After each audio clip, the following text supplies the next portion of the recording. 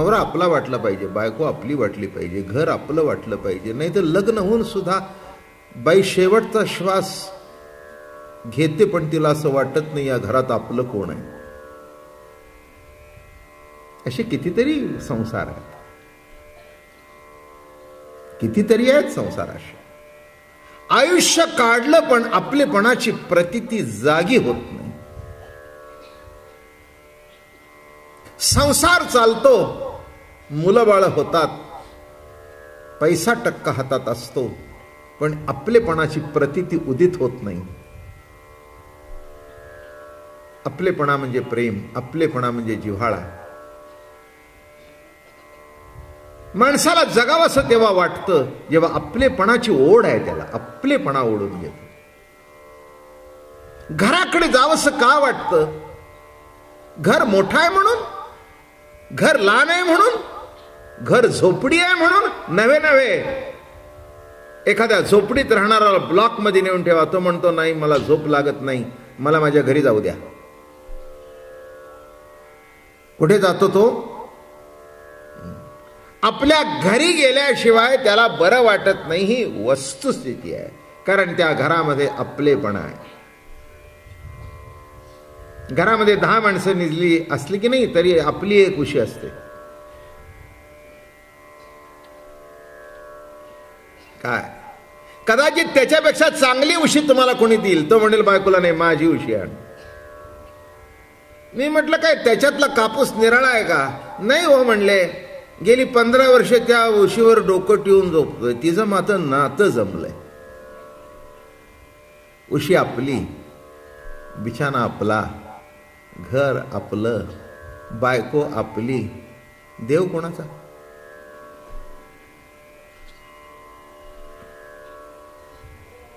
देव देवळातला. बरोबर सांगितलं. देव कोणाचा? देव देवळातला. देवळापुरता देवाचा संबंध. लक्षात ठेवा, असा कुठे परमार्थ होत नसतो. गाईला वळवणारा गोवळ, तसं इंद्रियांना जो वळवतो तो गोवळ. म्हणून कृष्णाला गोवळ म्हणतात, गवळी म्हणतात. हे बघा, इंद्रिय तुम्ही वळवत नाही, तो वळवतो, तिथे इंद्रिय वळली जातात. काही काही वेळाला तो त्या इंद्रियाकडे लक्ष देत नाही, ती इंद्रिय बेछूट सुटतं आणि कुठेतरी खड्ड्यात जाऊन पडतं. म्हणून गाई वळवणाराचं लक्ष त्या गायावर लागतं. तिकडे गेली, तिकडे गेली, तिकडे गेली, तिकडे गेली, बरं का. तसं गो इंद्रिय जो वळवतो, डोळ्यांना वळवतो, दिसणं प्रगट होतं, कानांना वळवतो, ऐकणं प्रगट होतं, पायातून शक्ती देतो, चलन प्रगट होतं. ही सगळी ईश्वरी सत्तेची तो जो गोवळ आहे त्याची लीला आहे. मग गो इंद्रियांचं जो पालन करतो तो गोपाल.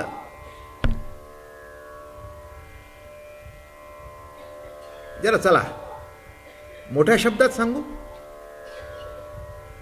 पुष्कळ तऱ्हेनी सांगता येतं बरं का. पुष्कळ तऱ्हेनी ही कृष्ण चरित्र सांगता येतं. तात्विक दृष्टिकोनातून ऐकणं सुद्धा महत्वाचं आहे, नाही का.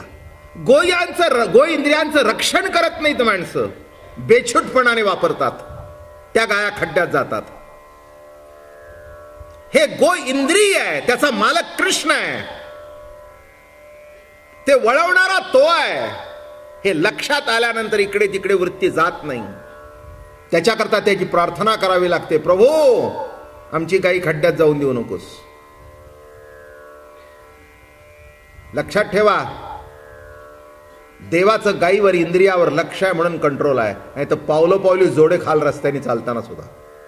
एक सांगतो, इंद्रियावर कंट्रोल करता येतं. कदाचित इंद्रियातला काम जाईल पण मनातला जाणार नाही. मनातली वासना जाणार नाही. एखादा 90 वर्षाचा म्हातारा असेल, त्याच्या इंद्रियांना विषय भोगता येणार नाहीत, पण मन विषय भोगणार नाहीत असं सांगू नका. साधा साधा विषय सांगतो. हो, अगदी चांगले शेंगदाणे असे भट्टीत भाजलेले, साधा विषय, काही विषय काही महत्वाचं नाही बरं का. आणि दात होते त्याला तेव्हा एवढे आवडायचे, पोट चांगलं होतं, 2-2 पुड्या खायचा. आणि मग नातू ते समोर खात आला हा नवबदीत, तोंडात दात नाही आणि पचन शक्ती संपलेली. पडले गोविंदा, तुझ्या एवढा मी होतो तेव्हा 3-3 पुड्या खात होतो.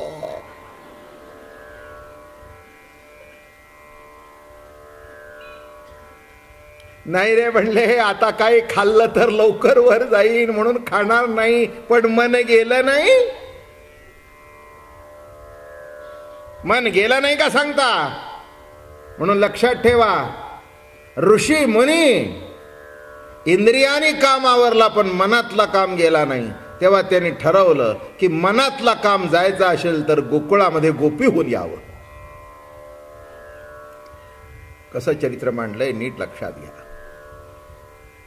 योगी जपी तपी हे गोकुळामध्ये आले, ऋषी मणी गोकुळामध्ये आले.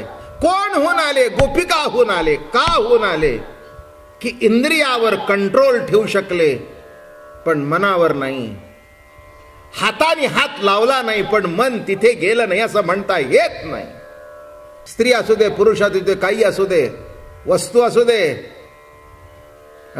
एखाद्याचं पाकिट पडलंय, माहितीये की त्याच्यामध्ये पैसे ठेवलेत, वाटतं बरं का उचलू का, मन जातं बरं का, तिथे जातं बरं का. लक्षात ठेवा. मातला सांगतो, काही चोर व्हायचंय का, आला कंट्रोल, आला कंट्रोल. स्त्री बघू दे, पुरुष बघू दे, मन जातं असं भरकटत. मग तो कृष्ण वळवतो. गाई, अगर रस्सी गाई, अगर रुपी गाई, अगर श्रवणी गाई, ह्या गाया आहेत बरं का सगळ्या. रुपी, रसी, गंधी ह्या सगळ्या गायी आहेत. आणि तो बासरी वाजवलं की बरोबर ठिकाणावर येतात. आणि त्याची जर बासरी ऐकू आली नाही तर समजाव गाई खड्ड्यात गेली आणि यांनी मार.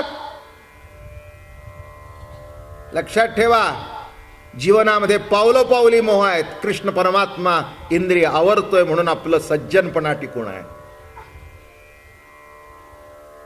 एक सांगतो, वाईट मनात येत नाही असं तुम्ही म्हणूच नका. मी म्हणणार नाही, तुम्ही म्हणू नका. ज्याचा येत नाही तो मुर्दा आहे. मी परखड बोलणार आहे, स्पष्ट बोलणार आहे आणि प्रॅक्टिकल माणूस आहे. कोणी म्हणण्याची मिजाज करू नये की एखादा साधू असू दे, संत असू दे, तो जर म्हणला माझ्या मनात वाईट विचार आलेच नाहीत, मग वाईट विचार आले नाहीत तर तू का सांगतो वाईट आवर म्हणून. ज्या अर्थी मनात आलं वाईट म्हणून आम्हाला सांगतो आवर. म्हणून वाईटाचा सुद्धा अनुभव मनामध्ये प्रत्यक्षात नसेल पण मनामध्ये मी का सांगतोय, जरा पुढे सरकायचं आपल्याला. योगी लोक इंद्रिय आवरतात पण मन आवरता येत नाही. योगाने इंद्रिय आवरली, इतकी आवरली, इतका कंट्रोल केला की ते इंद्रिय इकडे तिकडे. नाही खायचं म्हणजे नाही खायचं, नाही डोळ्यांनी बघायचं म्हणजे नाही बघायचं, नाही कानाने ऐकायचं म्हणजे नाही कानाने ऐकायचं. एवढं जरी ठरवलं तरी डोळ्यांनी बघितलं नाही पण मन डोळे झाकून सुद्धा बघून आलं. कदाचित परमार्थाची कृती होईल पण परमार्थ होत नाही. आपलेपणाची प्रतीती निर्माण झाल्याशिवाय तितकी साधी साधी गोष्ट सुद्धा आपल्याला जाणवते. आपलेपणा नाही तिथपर्यंत घरातला कचरा दिसत नाही. काही काही माणसं घरात अशी असतात, कचरा पडलेला सुद्धा त्यांना दिसत नाही, इतके समाधीत असतात. मग दुसरा असेल की नाही, तो येतो, हे ते उचलतो, ते उचलतो, ते उचलतो, जाता जाता ते नीटनेटकं करतो. जाता जाता ती कब्बशी उचलून आतमध्ये नेईल. तिथे काय असेल तर नीटनेटकं करेल. याचं कळलं का? त्या व्यक्तीला, मग तो पुरुष असू दे नाही तर बाई असू दे, ती वस्तू, ते घर आपलं वाटतं आणि आपलं आहे ते नीटनेटकं असावं असं वाटतं. म्हणून ही कृती सहज घडते. ते करत नाही, ती आपलेपणातून घडते.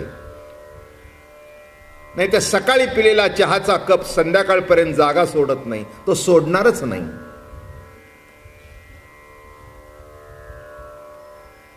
सोडणारच नाही. पिणाऱ्याला कळलं पाहिजे की इथे ग्लास ठेवलेला आहे, मीच पितो त्याच्यातून. माझं तोंड निघालं की माशी त्याला जाऊन मुका घेते. माझं काही शब्दप्रयोग चुकला का? नाही चुकला, नाही चुकला. तुमचाच ग्लास, तिथे जाऊन माशा बसतात. पण त्याला असं वाटत नाही की ते उचलावं. अरे मी म्हटलं माशी बसते, उचला. मी काय सांगतोय? ग्लासामध्ये माशेपणा, पलंगामध्ये माशेपणा, पाय पुसणं असतं ना त्याच्यामध्ये सुद्धा माझेपणा वाटला पाहिजे. तर जाता जाता त्याच्यातले केस बाहेरचे फेकतात. नाहीतर पहिल्यांदा आणलं ते शेवटपर्यंत साफ सुद्धा कोणी करत नाही. मी व्यवस्थित बायका बघितल्या आणि गबाळ ग्रंथी सुद्धा बघितल्या. गबाळ ग्रंथी म्हणजे त्या गबाळेपणाला काही अर्थ नाही. अलग लक्षात. गबाळ गबाळ, जीवनच गबाळ होऊन जातं. शेवटी गाळ होतं, घाळ होतं. मराठी भाषा कळली का? शेवटी त्याच्यामध्ये आपण कुठे गहाळ होऊन जातो, आपलं आपल्यालाच कळत नाही. मी काय सांगतोय? आपलेपणा, आपलेपणा, आपलेपणा वाटल्यानंतर काय त्याच्यातला आनंद आहे, काय त्याच्यातलं कौतुक आहे. म्हणून गोकुळातले लोक, गोकुळातली जनता, गोकुळातल्या गवळणी, गोकुळातले गोपाळ, गोकुळातल्या गायी, गोकुळातले दगडधोंडे, गोकुळामध्ये वाहणारं यमुनेचं पाणी, त्या प्रत्येकाला वाटत होतं की कृष्ण माझा आहे. आणि त्या वस्तूनाही वाटत होतं कृष्ण आमचा आहे. कृष्णाला वाटत होतं यमुना माझी आहे. आणि त्या आपलेपणामधून जे घडलं ते कृष्णचरित्र. हो, कौतुक आहे कृष्णाचं. गाई आपली वाटली नाही का? हो, जनावर सुद्धा आपली वाटणं हे महत्वाचं आहे. पण काही काही माणसांना जनावरच आपली वाटतात, माणसं आपली वाटत नाही. त्याला काय करावं? आश्चर्य नाही का? एका माणसाचं आपल्या कुत्र्यावर फारच प्रेम होतं. म्हणजे माणसापेक्षा त्या कुत्र्याचं कोडकौतुक तो जास्ती करायचं. शेवटी मी म्हणलं, अहो तुम्ही माणसांना हाडक फडक हाड करताय आणि कुठच्याला जवळ करताय. म्हटलं माहिती नाही आहे, तो फुकट आलेला आहे, याला 10,000 दिलेत. कुत्र्याला 10,000 दिलेत. म्हटलं एक माणूस विकत आणून दाखव ना राजा. लक्षात घ्या, आपलेपणा. कृष्ण भगवंताला गायी आपली वाटली, त्यातला गोठा आपला वाटला. प्रत्येक कर्म तो आवडीने प्रेमाने करत होता.